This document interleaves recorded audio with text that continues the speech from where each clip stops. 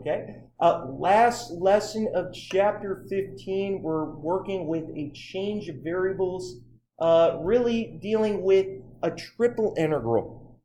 And guys, what you're going to see amazingly is x, y, and z very well could have a substitution relating all of them. And you can envision x, y, and z perhaps being functions of three different variables, perhaps three different variables that would greatly simplify your problem. Your Jacobian is going to be a determinant, but it's going to be a 3 by 3 determinant. Unbelievable. Look at this. Your top row, partial derivative of x with respect to u, and then with respect to v, and then with w. Look at your middle row here, partial derivative of y with respect to all three of those variables. Finally, your bottom row, partial derivative of z with respect to u, v, and w. And how we work that out? Well, I'm going to be showing you, reminding you actually, how we can use the 89 to do that. But what are we getting at? Just as we saw from Friday, maybe you begin with a triple integral with x, y, and z. dv, we've got some volume, some volume region that we're talking about. And basically what we're saying is we're going from region R all the way over to region S, where region S is hopefully going to lead us to a simpler kind of a problem. The Jacobian is still going to be present in our integral. And then we'll have a du, dv, dw. Well, as I mentioned before, a little bit shorter of a lesson today. And thank goodness we're able to work this out. The author is giving us some guidelines about substitutions to use, but I think at least now, maybe these substitutions might begin to make a little more sense. Like you look right here, 2x minus y over 2. We're saying, hey, maybe call that u. And then we could say, well, look at this z over 3 here. Well, z over 3, maybe we'll call that w. And then, you're looking at your boundaries up here. And it just so happens that, we'd like to have v being that. And understanding that we're integrating with respect to x in that first step of the integration process. That very well will factor all in. But maybe you can begin to see how perhaps these substitutions very well might help us out.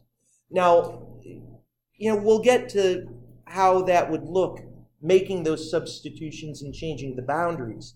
But we just talked just a moment ago about what it would look like to do the Jacobian. And you look here, you think, well, the Jacobian, you need to have x equals some equation and with respect to u, v, and w. Right? And you need y to equal that. And no doubt about it, we're going to start with that thought process. And we can say, well, wow, maybe we need to, start right here with this yellow highlighted u equals 2x minus y. If I multiplied both sides by 2, well, my goodness, I'd be right here. At first glance, that doesn't seem to be quite what we were looking for, but hey, maybe we're going to be okay. Here I could get y is equal to 2v. Oh, that's looking much better. I have y alone. And my goodness, I can start taking partial derivatives of y. And over here we can say, well, wow, z would have to be 3w. And we definitely have that. Now, once you know that y is equal to 2v, you can say, well, from that middle equation, how about I come back and I make that very quick substitution. Why am I doing that? Ultimately, I'd like to have x as a function of u, v, and w. That's not requiring that u, v, and w are all present all at the same time, but I'd only like to have those variables in my equation with x. So I'm moving in the right direction. By the way, you could divide everything by 2 right now. Look at that. And then without too much work, you could say x is equal to u plus v. Wow, look at that. Y is equal to 2v and z is equal to 3w. And my goodness, maybe, just maybe, we could go ahead and get our Jacobian. Why? If you're going to do this change of variables, the Jacobian is non-negotiable. You need it. So let's revisit what that Jacobian looked like. We can say, well, I'm going to need the partial derivatives of x. First, with respect to u, what's the partial derivative of x with respect to u? We'd get a 1. How about the partial derivative of x with respect to v? A 1. How about the partial derivative of x with respect to w? 0. Oh, that was nice. That worked out pretty well. And then we'd say, well, next I need my partial derivative of y with respect to u. What's that? 0. I need my partial derivative of y with respect to v. I get 2. And then I need my partial derivative of y with respect to w, and I get 0. Finally, come to your z equation. Z equals 3w. Say, well, what's the partial derivative of z with respect to u? 0. How about partial derivative of z with respect to v? 0. And then finally, my partial derivative of z with respect to w would be 3. Now, by the way, I can show you, we could work this out by hand too with determinant. It's not that difficult. But maybe you remember when we were finding the volume of the parallel pipette back in chapter 12, and or maybe it was I believe it was in chapter 12. You were able to do that very quickly. And tell you what, let's get our 89 out real quick, and just get this thing to help us out. You're going to need the determinant tool.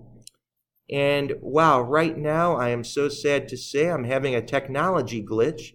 And let's try that again. There we go. Wow. So, what we need to do is first this. And by the way, I'm going to write it out by hand, and then I'm going to type it into the calculator. What will it look like by hand? Well, it looks like this. You're going to have to find your determinant tool with a parenthesis.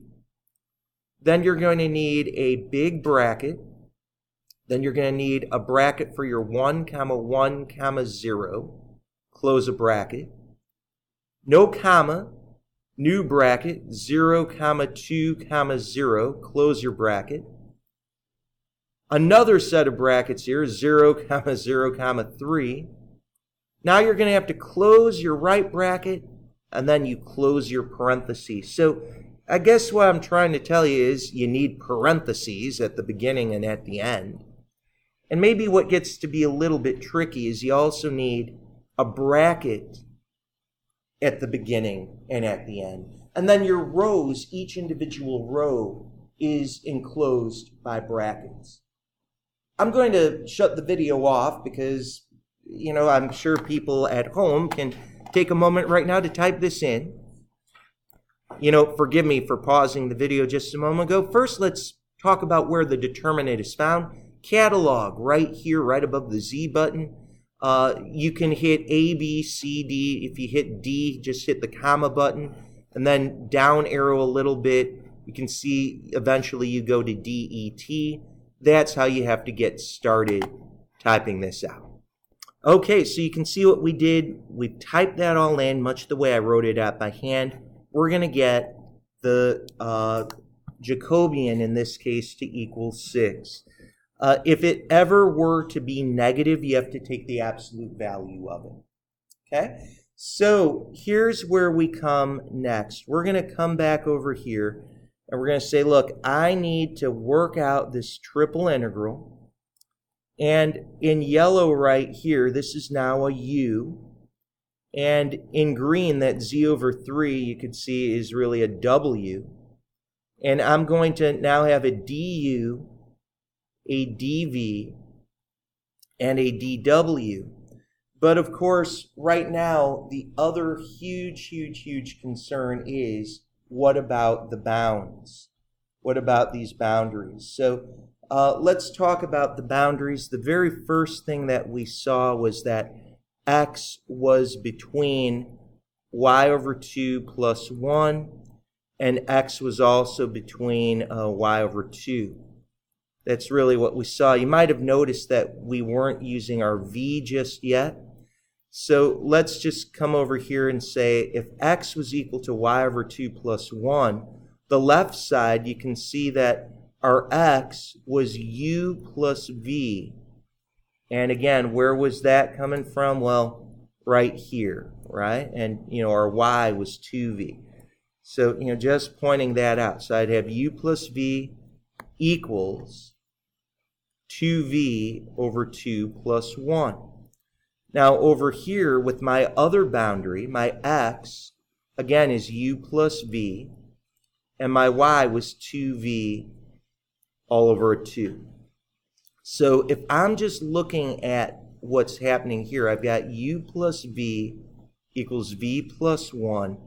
It only takes a moment for you to see that u would be 1.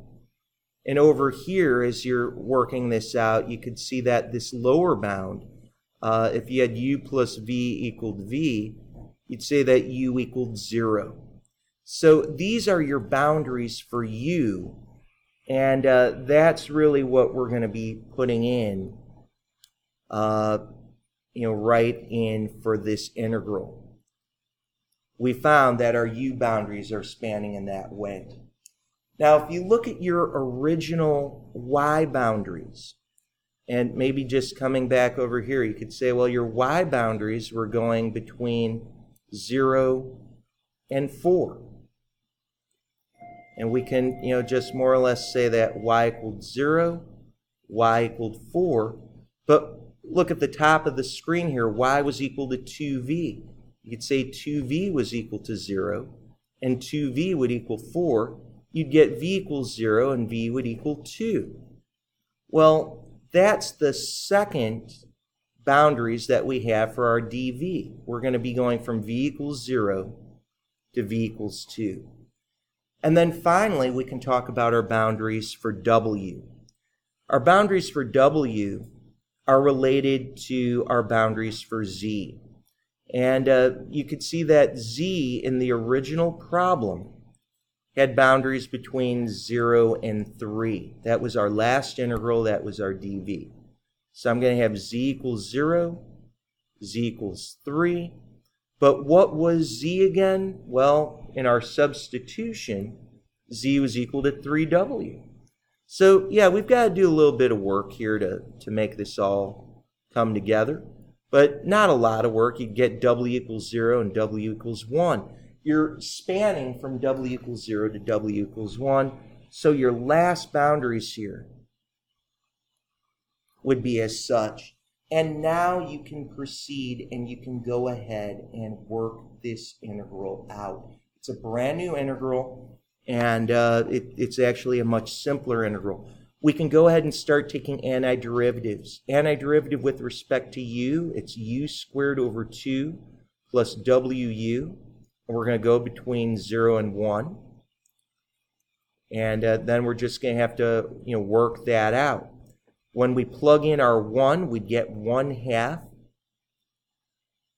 plus 1w.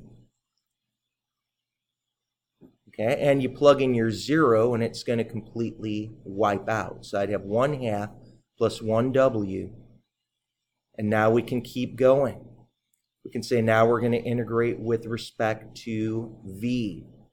And we'd get 1/2 v plus wv. And we're going to go from 2 to 0. Yes? Oh, I'm sorry. Yeah, one quick thing that I forgot was the Jacobian in here. And what was the Jacobian? It was a 6. So as we were just saying, you could pull that 6 out in front, of course. And, as we are finishing this problem up, sorry about that. Yeah, the Jacobian is definitely going to be in there. Now we can plug in our 2. Looks like we're going to be running out of time here. We'd have a 1 plus 2w.